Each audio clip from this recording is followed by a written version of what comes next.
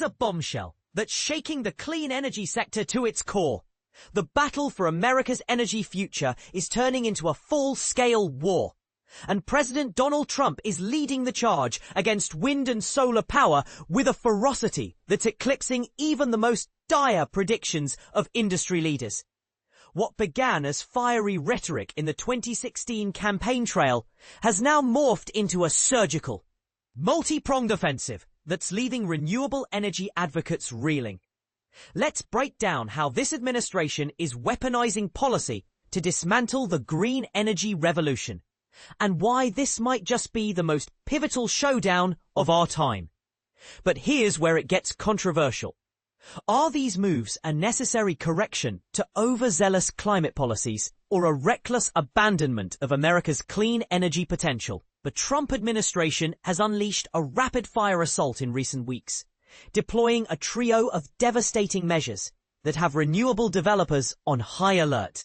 First, they've instituted sweeping permitting reviews that could delay or derail hundreds of wind and solar projects nationwide. These reviews, framed as efforts to streamline bureaucracy, are actually laced with hidden landmines, tightened environmental impact standards that could effectively ban new developments on federal lands, which make up nearly 30% of the US landscape. Then came the rollback of Biden-era coastal wind turbine initiatives, wiping out years of painstaking planning for offshore wind farms that were poised to power millions of homes. And to cap it all off, the administration yanked approval for a flagship Idaho wind farm project, a $2.3 billion venture that was hailed as a blueprint for rural economic revitalization through renewable energy. This isn't just about policy shifts, it's about rewriting the rules of the energy game.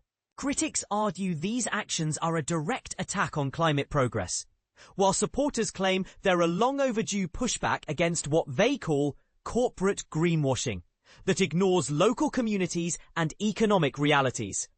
And this is the part most people miss. The Idaho wind farm cancellation alone could cost the state 2,000 plus jobs and erase $150 million in annual tax revenue for struggling rural counties. But what's truly fascinating is the undercurrent of ideological warfare this represents. Is Trump's strategy a pragmatic defense of fossil fuel-dependent regions, or a cynical ploy to prop up an outdated energy paradigm? As the dust settles on these sweeping changes, one question looms large. Should we celebrate a return to energy independence through traditional fuels, or mourn the loss of a once-in-a-generation chance to lead the global clean energy transition? We want to hear your take. Drop a comment and tell us, are these moves a bold reset for American energy policy or a dangerous step backward? The future of our planet and our power grids depends on this debate.